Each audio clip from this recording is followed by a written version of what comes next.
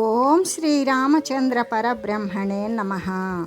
ఓం నమో వశిష్ఠ విశ్వామిత్ర వ్యాస వాల్మీకి సుఖాదిభ్యః. ఓం శుక్లాంబరధరం విష్ణుం శశివర్ణం చతుర్భుజం ప్రసన్నవదనం ధ్యాయేత్ సర్వవిఘ్నోపశాంతయే. ఓం నమో బ్రహ్మాదిభ్యో బ్రహ్మ విద్యా సంప్రదాయ కర్తృభ్యో వంశ ఋషిభ్యో మహద్భ్యో నమో గురుభ్యః. ఓం శ్రీరామో రామభద్రశ్చ రామచంద్రశ్చ శాశ్వతః రాజీవలోచన శ్రీమాన్ రాజేంద్రో రఘుపుంగవః. శ్రీ యోగవాసిష్టము స్థితి ప్రకరణము. అయితే అప్పుడు శ్రీరామచంద్రుడు ఏమని అడుగుతున్నాడు? బ్రహ్మజ్ఞుడు వగువో మహాత్మా, మనస్సు హిరణ్య గర్భ పదాన్ని బ్రహ్మదేవుని యొక్క పదమును పొందినది అయి ఉన్నప్పటికీ ఈ యొక్క జగత్ రూపంలో క్రమంగా ఎట్లు మరి ఘనత్వాన్ని చెందుచున్నది, ఆ విధంగా జగత్ రూపంలో ఏ విధంగా స్థిరపడుతూ ఉన్నట్లుగా అనిపిస్తుంది అని అడగగా శ్రీ వశిష్ఠ గురుదేవులు చెప్తూ ఉన్నారు. ఓ రామ, కమలకోశ రూపమైనటువంటి గర్భము నుండి మొట్టమొదట ఉత్పన్నమైన వాడు బ్రహ్మదేవుడు అనే కదా చెప్పబడింది. అయితే ఆ కల్పం తర్వాత సంకల్పాత్మకమైన మనోరూపంతో కల్పితమైన ఆకృతి కలిగినటువంటి బ్రహ్మదేవుని సంకల్పము రాబోయేటువంటి సృష్టిని గురించి యత్నం చేస్తూ ఉన్నది. ఆ తర్వాత మహాప్రకాశంతో కూడినది అయి తేజమును సంకల్పము చేత రచించింది.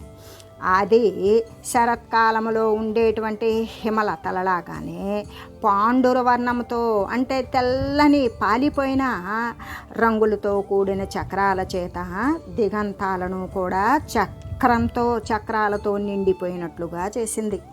అంతేకాకుండా మరి అది క్షయధర్మవర్జితము అంటే ధర్మము అనేటువంటిది వదిలిపోయేటువంటి నశించిపోయేటువంటి ధర్మాన్ని వదిలిపెట్టేసింది. తేజ సమూహాల చేత దిగంతాల వరకు కూడా వ్యాపించింది. సువర్ణములాగా ప్రకాశవంతమై ఆవరణరహితమై అపరిచ్ఛిన్నమై ప్రకాశ రూపమే అవడం చేత బ్రహ్మజ్ఞానంలాగానే కనబడుతూ ఉన్నది. అయ్యి అంతేకాదు కమలదళాలను వికసింపజేసేటువంటి కిరణాల చేత కూడా సువర్ణలత జాలములాగానే భాస్వరమైనటువంటి కేసరాల చేత బ్రహ్మదేవుని మందిరమును జటాయుక్తము చేస్తూ ఉన్నది.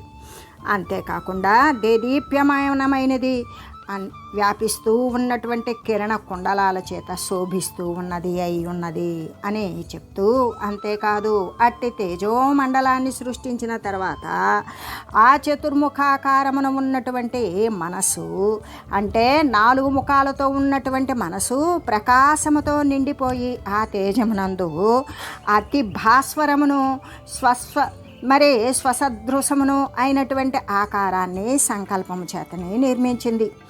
ఆ తేజము నుండి ప్రభామండల మధ్యస్థుడు జ్వాజ్వల్యమానమైనటువంటి కుండలమును పోలినవాడు అయినటువంటి సూర్య భగవానుడు ఉద్భవించాడు.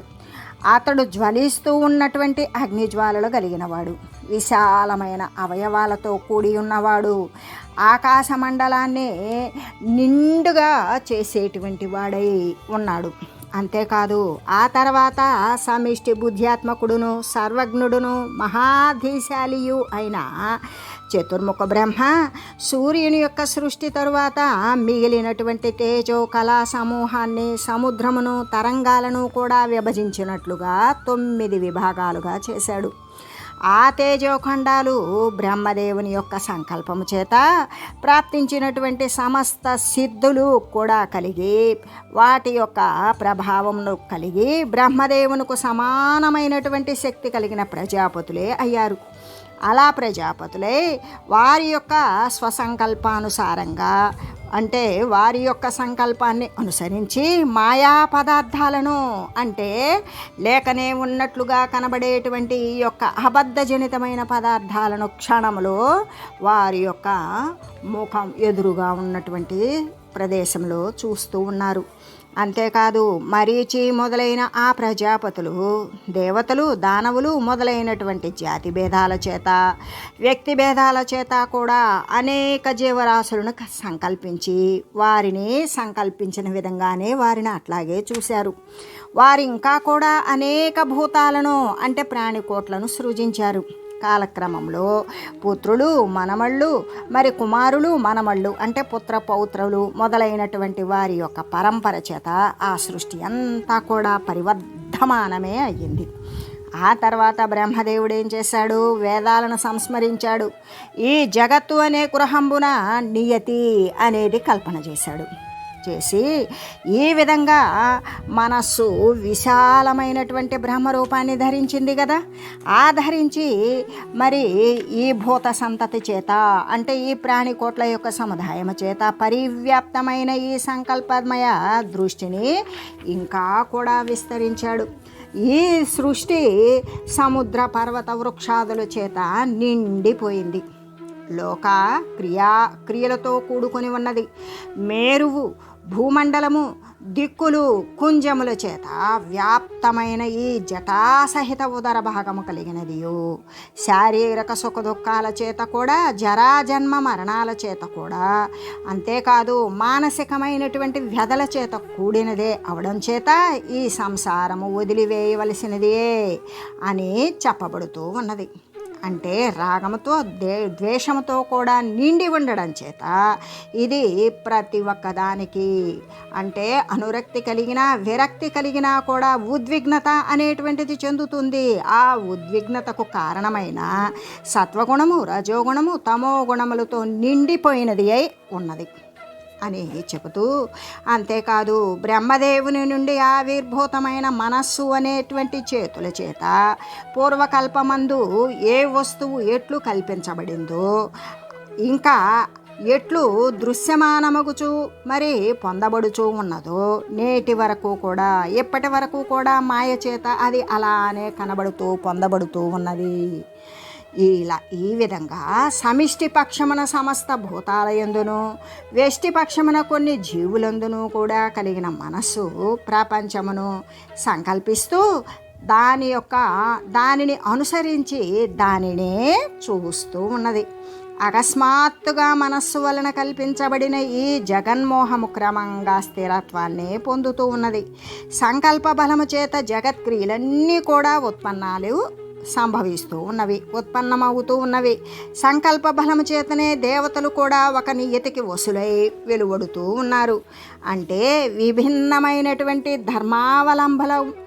ధర్మావలంబులకు ఇంద్రులు విరోచనాదులు అనగా దేవతలు దానవాధిపతులు కూడా తమ గౌరవము వాటిని వృద్ధి చేసుకునే నిమిత్తము వారి యొక్క స్వాభావికమైనటువంటి సాత్విక రాజసిక తామసిక వృత్తులను ప్రేరేపించి మరి జన్మ అంటే పుట్టడము ముసలితనం రావడము వీటి యొక్క బంధనాలలో చిక్కుకోవడము మళ్ళీ మరణించడము వలన బ్రహ్మ సృష్టిని పీడించనారంభించినప్పుడు స్రష్టయ్యకు పద్మోద్భవుడు అంటే అదే సృష్టికర్త అయినటువంటి ఆ బ్రహ్మదేవుడు పద్మాసనోపవిష్టుడై ఈ విధంగా చింతిస్తూ ఉన్నాడు. మరి ఆ చింతించినటువంటి మానసిక స్పందనము నుండి ఈ వ్యష్టి జగత్తు అనగా పాతాళము భూమి ఆకాశము దిక్కులు సంకీర్ణమైనటువంటి స్వర్గమార్గము రుద్రుడు ఉపేంద్రుడు మహేంద్రుడు పర్వతాలు సాగరాలతో నిండినటువంటి వ్యవహారాలతో నిండిన సృష్టి కూడా ఉద్భవిల్లింది. ఇదంతా కూడా నా సంకల్పమే నేనే దీనిని నలువైపులా వెదజల్లితిని ఇప్పుడు ఈ సంకల్పములను విరమింతును అని అలా నిశ్చయం చేసుకొని బ్రహ్మ శాంతముతో కూడినవాడై మరి కల్పనలను అనర్థ సంకటాల నుండి కూడా నిరతిని పొంది అనాది పరబ్రహ్మమును ఆత్మచేత స్మరించసాగాడు. ఆ యొక్క స్మరణ మాత్రము చేత అతడు పరమాత్మను పొందాడు. పరిశ్రాంతప్యకి నిర్జన స్థానమున సుఖముగా విశ్రాంతి పొందినట్లుగానే మరి ఏ విధంగా అంటే ఎవరైతే పరిశ్రాంతముతో తపస్సు చేస్తూ ఉన్నటువంటి వ్యక్తి జనము లేని స్థానంలో సుఖంగా తను విశ్రాంతి పొందినట్లుగానే ఆత్మాకారమును ప్రకాశించాడు, పరమాత్మను పొందాడు. బ్రహ్మపదమును విలీన చిత్తుడై వెలయసాగాడు. ఆ బ్రహ్మదేవుడు అహంకారము వదిలివేశాడు, మమకారము లేనివాడయ్యాడు, పరమ బ్రహ్మశాంతిని పొందాడు. పొంది అలలు లేనటువంటి సముద్రంలాగానే ఆత్మయందు స్థితుడై నిస్తబ్ద భావమున అలా ఉదాసీనంగా ఉన్నాడు. అంటే సముద్రాల నుండి విడవబడినట్లుగానే, అంటే సముద్రము అలల నుండి విడవబడినట్లుగానే ఒకానొకప్పుడు బ్రహ్మధ్యానము నుండి విరతుడయ్యాడు. అంటే బ్రహ్మధ్యానము చాలించాడు. ఈ సంసారము సుఖదుఖ సమన్వితము, ఆశాపాసబద్ధము, రాగద్వేష భయాన్విత్వము అని విచారించాడు. ఆ తర్వాత బ్రహ్మ దయార్ద్ర చిత్తుడయ్యాడు. జీవగణము యొక్క సుఖం కోసము, మోక్షం కోసము ఉపయోగపడేటువంటి వివిధ రకాలైన ఆధ్యాత్మ శాస్త్రాలను కూడా రచించాడు. వేదం యొక్క అంగాలను కూడా సంగ్రహించాడు. ఆ తర్వాత పురాణాలను కూడా రచించాడు. మరి అవలోక్య జగచ్చేష్టం మర్యాదాం వినియోజ్య చ బ్రహ్మ కమలపీఠస్థ పునఃస్వాత్మని తిష్టతి.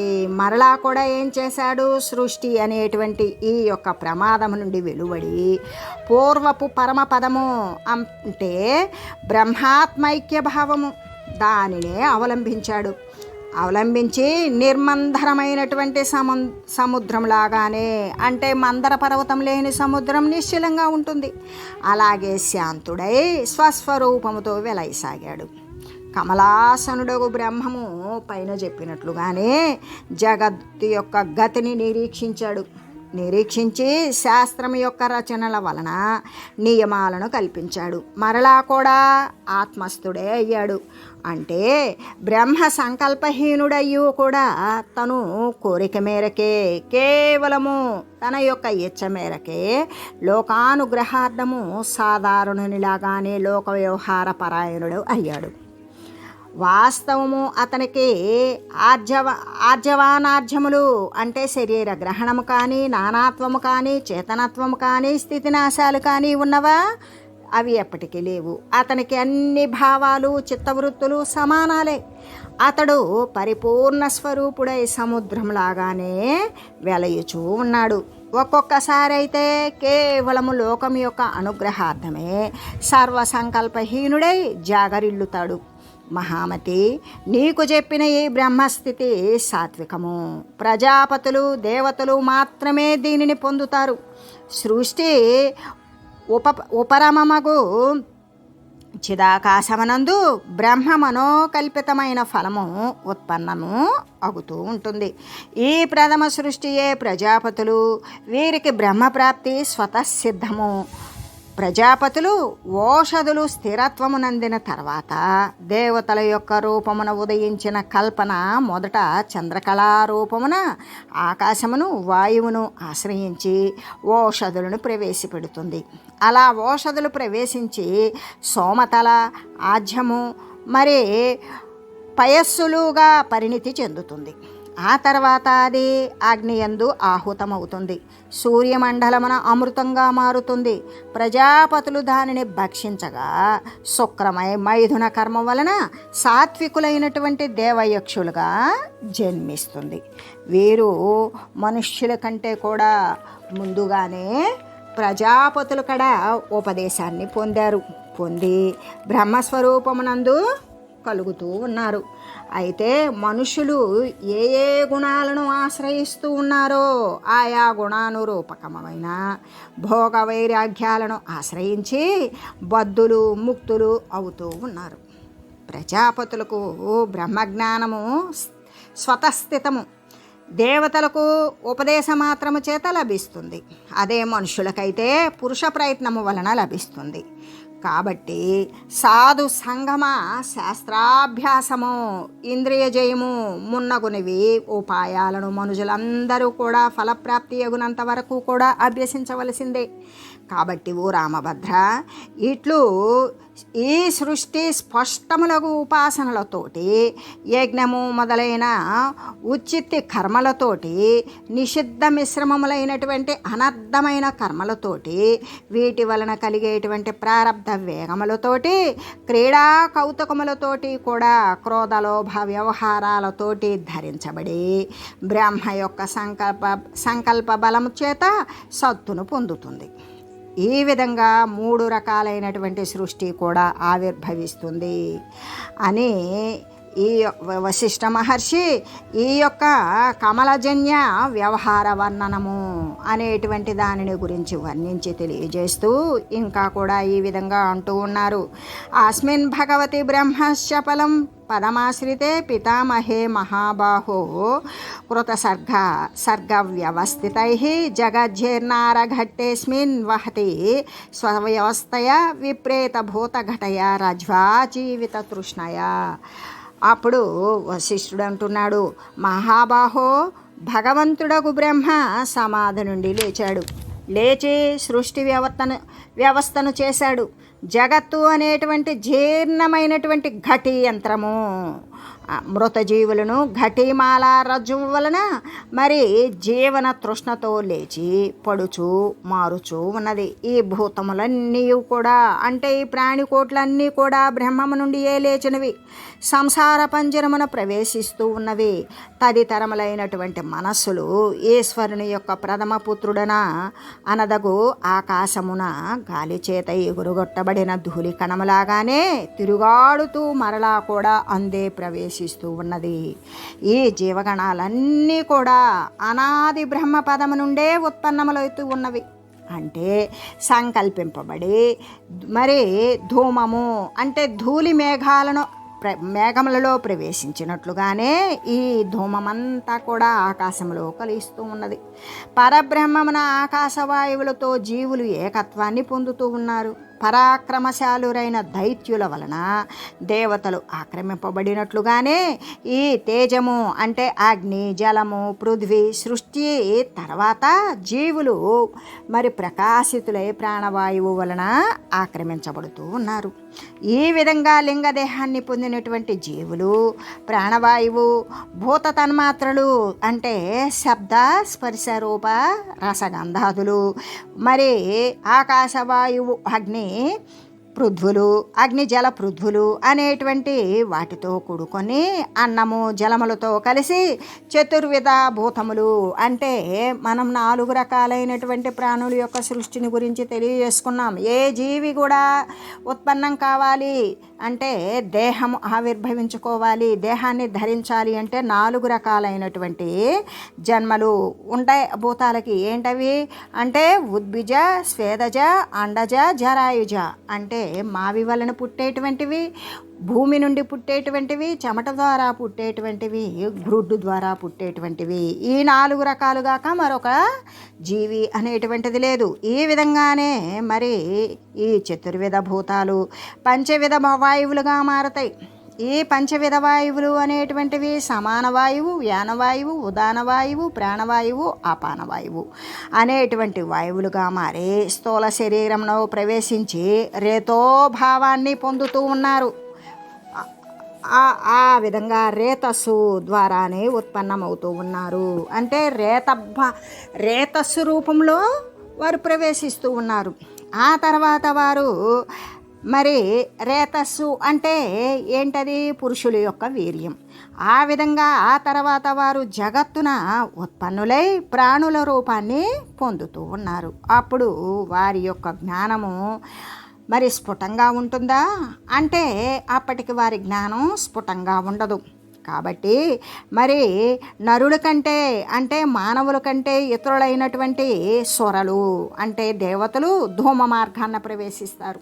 అంటే పొగలాగా వ్యాపించి ఆ మార్గంలో ప్రవేశించి పూర్ణచంద్రుడు ఉదయించేటంత వరకు కూడా లింగ శరీరంతో కూడుకొని క్షీర సముద్రమునకు ఆశ్రయమైనటువంటి ఆకాశమునందు ఖాళీలోనే ఆ ఆకాశ కోటరమున ఉంటారు. ఆ తర్వాత చంద్రకిరణాలు వనమున బడగా అంటే ఆ స్వర్గలోకములో పడినటువంటి చంద్రకిరణాల ద్వారా కార్యపరాయణ అగు దాసిలాగానే పక్షిలాగానే దేవతలు అందు ప్రవేశిస్తారు. అందలి ఫలాలు చంద్రకిరణాల చేత పుష్టిని పొందుతాయి. శిశువు మాతృ స్తనములను ఆశ్రయించినట్లుగానే, అంటే పసిబిడ్డ తల్లి యొక్క మరి పాలు తాగినట్లుగానే జీవులు చంద్రకిరణాల నుండి వేరుపడిపోయి ఆ రసపూర్ణ పుష్పాలను ఫలాలను ఆశ్రయిస్తారు. ఆ ఫలాలు సూర్యకిరణాల వలన పక్వం అవుతాయి. అలా పక్వం అవ్వగా కశ్యపుడు మొదలైన ప్రజాపతులు వాటిని భక్షిస్తారు, తింటారు. అందు ఉన్నటువంటి జీవులు వీర్య రూపాన్ని గ్రహించి మూర్ఛితులై ఉంటారు. ఈ విధంగా జీవులు గర్భమున ఉన్నప్పుడు వటవృక్షమున ఉన్న బీజమున ఆకులు మున్నగునవి అణిగి ఉన్నట్లుగానే, అంటే వటవృక్షానికి ముందు అది బీజ రూపంలో ఉంటుంది. ఆ బీజంలో ఇంత వటవృక్షము ఆకులు, కొమ్మలు, పూలు, ఫలాలు, శాఖలు, మరి చిగుళ్ళు, ఎండు కొమ్మలు ఇవన్నీ దేనిలో నిక్షిప్తమని ఉన్నవి. అది అంకురం రాకముందు ఆ బీజంలోనే అణచబడి ఉన్నట్లుగానే వారి యొక్క వాసనలు దాని యందు లీనమై ఉంటాయి. అందుకే మూర్ఛితులై ఉన్నారు అని చెప్పబడింది. అంటే కాష్టమున అగ్ని, మనకి కొయ్యలో అగ్ని అనేటువంటిది కనబడుతుందా? లేదు, కానీ దానిలో అగ్ని అనేది నిక్షిప్తమై ఉన్నది. అలాగే మృత్తిక యందు ఘటమును లీనమై ఉండునట్లుగానే, అంటే ఇప్పుడు ఘటము అనేటువంటిది, ఘటంలో ఏమున్నది? మృత్తికే ఉన్నది, మట్టే ఉన్నది. మట్టిలో కుండ ఉన్నది. కుండగా వేరు చేయకపోయినా, తయారు కాకపోయినా మట్టిలో ఏమన్నది? కుండ, మట్టి పాత్రలు అనేవి ఉన్నవి. అట్లాగే లీనమై ఉన్నట్లుగానే వాసనలు కూడా గర్భస్థ జీవుని యందు అణిగి ఉంటాయి. అవి పెళ్ళిబెకవు. ఆ తర్వాత పూర్వజన్మంలో పరమ వైరాగ్యాన్ని పూని జీవితాన్ని గడిపినటువంటి వాడు మాత్రమే, వాడు భోగార్థము కామ్యకర్మలను వనర్పనటువంటి వాడే దేవాంశ సంభూతుడవుతాడు. ఆ సంభూతుడైన వాడు సాత్విక వృత్తిని పూనుకుంటాడు, జీవన్ముక్తినిలాగానే వ్యవహరిస్తాడు. అంటే దృశ్యమాన జగత్తుకు అంటి ఉండడు. ఇట్టి దేవయోనిని పొందుతాడు. పొంది జన్మ జర మరణాలను పరంపరలను తెంపకుండా భోగాసక్తుడై కనుక ఉన్నాడనుకో, వానిని మిశ్రగుణి అనేటువంటిది గ్రహిస్తుంది. ప్రాజాపత్య శరీరాన్ని పొంది కూడా సంసారియగు వాడు ముక్తిని బడియు రీతిగానే ఇప్పుడు చెప్పుచూ ఉన్నాను, నువ్వు విను అనగా, అంటే ఓ పాపరహితుడైనటువంటి శ్రీరామ, మొట్టమొదట అనీకమునకు అనగా ప్రజాపతి జాతికి, అనీకము అంటే ప్రజాపతి జాతి, ఆ జాతికి చెందిన పురుషుడు మరలా జన్మించుట అనేటువంటిది లేదు. రాజస సాత్వికులకు అయిన వారు అంటే దేవతలే మళ్ళీ కూడా జన్మిస్తారు. కేవలం సాత్వికులకు ప్రథమ అనేకమునకు అంటే మొట్టమొదట ఉన్నటువంటి ప్రజాపతికి చెందినటువంటి పురుషులు ఆత్మతత్వాన్ని విచారించియే బయలుదేరుతారు. ఎట్టివారు దుర్లభులు, అసలు ఎక్కడో గనక కనపడతారు. రామ, తామసులను, మూఢులను, మరి సాధవరసములను అగు జీవులను గురించి విచారింపదగినది ఏమున్నది? ఏ విధంగా అంటే, స్థితస్య తే మహాపద విచార్యయైవ మాయత విచారయత్వమంజస తదద్యచేహ నద్వయం. ఉత్తమ జన్మను పొందియు సంసార భావాన్ని పొందనటువంటి సురనరులు ఎందరు? అంటే నన్ను బోలినటువంటి ఆత్మవిచారాపరులు కేవలము సాత్వికులే కారు. రాజసాత్మికుల వారు అంటే అవును, నాకు సమాధి సుఖ విఘ్నకారియకు రాజపౌరోపిత్యం అనేటువంటి ప్రారంధం ఉన్నది. కేవలము సాత్వికులు అత్యంతము దుర్లభులు, అంటే వారు ఎక్కడా కూడా మనకి లభ్యం గారు. అంటే ఆత్మవిచారపరులు కేవలం సాత్వికులేనా అంటే సాత్వికులు కాదు. రాజసాత్మికులు నాకు అంటే నేను అంటే వశిష్ఠుణ్ణే కదా, సమాధి సుఖ విఘ్నకారియగు నేను సమాధి స్థితి ఎందు ఉండడానికి నాకు విఘ్నం ఏంటి అంటే, నాకు రాజా సభ యొక్క పౌరోహిత్యం అనేటువంటిది ప్రారబ్ధ కర్మం ఉన్నది. కేవలము సాత్వికులు అత్యంతము దుర్లభులు, వాళ్ళు ఎక్కడో కనుక మనకి లభించరు. నీవు కూడా నాలాగానే సమాధియుతుడువై ఉన్నప్పటికీ కూడా అంటే అంతరేంద్రియాలను బాహ్యేంద్రియాలను కూడా నిగ్రహించిన వాడవైనను ఆత్మపదాన్ని చక్కగా విచారించేటువంటి శక్తిని పొందలేదు. కాబట్టి నీకు ఇంకా కూడా సంసార భ్రాంతి అనేటువంటి తొలగలేదు రామా. కనుక తత్పదమును గురించి విచారించు. తత్పదము అంటే ఉన్నటువంటి పదమేమి? సర్వసామాన్యంగా సర్వవ్యాపకంగా ఉన్నటువంటి పదము పరమాత్మ పదమే. దానిని గురించి నీవు విచారింపు. వెంటనే రెండవది లేనిది అయినా అద్వయము అయినా పరమపదాన్నే నీవు పొందగలుగుతావు అని మరి శ్రీ వశిష్ఠ గురుదేవులు శ్రీరామచంద్రునికి ఈ యొక్క స్థితి ప్రకరణమనందు ఏ విధంగా జీవుని యొక్క అవతారము అనేటువంటి దానిని గురించి వర్ణించి చెప్పి ఇంకా ఇలా చెప్తూ ఉన్నారు. ఏహి రాజసాత్విక్య జాతా భూమి మహాగుణా తే నిత్యమేవ ముదితా ప్రకాశా ఖా ఇవేందవ. తత్వ విచారణ సమర్థుడువు, రాజస సాత్విక వృత్తితో భూమండలమును జన్మించిన మహాగుణులు మహాగుణవంతులు సతతము ఎల్లవేళలా కూడా ఆనందంతో కూడుకొని ఆకాశమునందు చంద్రునిలాగానే ప్రకాశిస్తూ ఉంటారు. రామ నఖేదమాభిగచ్చంతి వ్యోమ భాగో మలం యథా నా మ్లాని మాయాంతి నిశిహేమాంభుజం యదా. ఆకాశమున మాలిన్యము పడనట్లు ఖాళీలో ఏదైనా సరే మురికి ఉంటుందా? ఉండదు. వారి యొక్క మనసున దుఃఖమలము అనేటువంటిది పడదు. సువర్ణ పంకజము రాత్రి యందు వాడనట్లుగానే, అంటే ఇప్పుడు పంకజము అంటే పద్మము, ఆ పంకము అంటే బురద నుండి పుట్టేటువంటిది పంకజ అంటే పద్మము. ఆ పద్మము అనేటువంటిది రాత్రిపూట సూర్యకిరణాలు ఎప్పుడైతే అస్తమిస్తాయో అప్పుడు పద్మం అనేటువంటిది వాడిపోతుంది. అదే సువర్ణ పంకజమైతే బంగారముతో చేయబడినటువంటి పద్మం అయితే రాత్రి వాడదు, పగలు వాడదు. అలాగే వారు ఆపదల యందు కూడా మ్లాన మనస్కులు అవనే అవరు. ఎన్ని ఆపదలు వచ్చినా కూడా అది ప్రారబ్ధమందు వచ్చినటువంటిదే కానీ వారి యొక్క మానసిక స్థితిని మాత్రము బలహీనపరచదు అని చెబుతూ ఆకాశము మాలిన్యాన్ని పొందనట్లుగానే జ్ఞానులైనటువంటి వారు దుఃఖాన్ని ఎప్పటికీ పొందరు. అంతేకాదు బంగారు కమలము రాత్రి యందు వాడనట్లుగానే అట్టివారు ఆపదల చేత ఖిన్న చిత్తులు అంటే బాధపడేటువంటి మానసిక స్థితి అనేది ఎప్పటికీ కలుగదు అని చెబుతూ వారు ఎలా ఉంటారు? వృక్షములలాగానే ప్రకృతమైనటువంటి సమాధి సంపదల కంటే అన్యములకు వారిని వారు కోరరు. ఏ యొక్క ఇంద్రియ నిగ్రహ శక్తి అయితే ఉంటుందో ఆ ఇంద్రియ నిగ్రహ శక్తి అనేటువంటిది వారు కూడుకొని ఉంటారు. అంతకు మించినటువంటి బాహ్య సంబంధమైన ఇతరమైన వస్తువులను వారు కోరరు. వృక్షాలు తన సంపదలైనటువంటి పుష్పాలు ఫలాలు ఇతరులకు వసంగునట్లుగానే వారు కూడా సతతము సదాచార పరాయణులయ్యే మెలుగుతారు.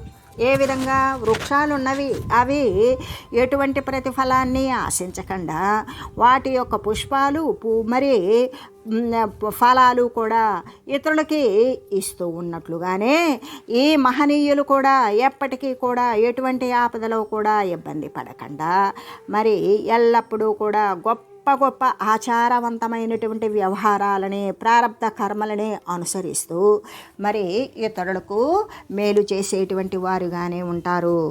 అంటే ఎట్లా అంటే నిత్యమాపూర్యతాం యాతి సుధాయామిందు సుందరి రాజరాజస సత్వస్య మోక్షమాయాత్యసౌ యథ అపాధ్యపి నా ముంచంతే శశివచ్చి తథామివ ప్రకృత్యైవ విరాజంతే మైత్ర్యాది గుణకాంతయ. అంటే పూర్ణచంద్రునిలాగానే, పూర్ణచంద్రుడు ఎలా ఉంటాడు? సుందరంగా చూడడానికి ఆహ్లాదకరంగా ఉంటాడు. అలాగే నిండు పున్నమి చంద్రునిలాగానే మాలిన్యము లేనటువంటి నిర్మలమైన వారి యొక్క బుద్ధి మోక్షోపయోగములైనటువంటి శాంతి మొదలైనటువంటి గుణాల సుధయందు వారి యొక్క గుణసుధ అంటే ఏ విధంగా అమృతము లాంటి వారి యొక్క గుణాలతో కూడుకొని శాంతి మొదలైనటువంటి గుణాలతో కూడుకొని మగ్నమై పుష్టి యందు చంద్రుని యొక్క చల్లదనము ఎన్నడూ కూడా పోనట్లుగానే అలాగే ఆపత్కాలమున కూడా వారి యొక్క సౌమ్యభావము వారికి మహనీయులకు ఉండేటువంటి మరి లాలిత్య మృదువైనటువంటి భావం ఎప్పటికీ తొలగదు. ఎందుకు? వారు మోక్షానికి ఉపయోగపడేటువంటి జ్ఞానబోధలు చేసేటువంటి విషయాలలో వాళ్ళు ఎప్పుడూ కూడా ముందంజలోనే ఉంటారు. వారి ప్రకృతి, మైత్రి మొదలైనటువంటి గుణాలతో కూడి మనోహరమై ప్రకాశిస్తూ ఉంటారు అని తెలియజేస్తూ ఓం మంగళం శ్రీ గురుదేవాయ మహనీయ గుణాత్మనే సర్వలోక శరణ్యాయ సాధురూపాయ మంగళం. ఓం మంగళం కోసలేంద్రాయ రామాయ రామభద్రాయ చక్రవర్తి తనూజాయ సార్వభౌమాయ జానకీ వల్లభాయ శ్రీరామచంద్రాయ మంగళం. ఓం తత్సత్.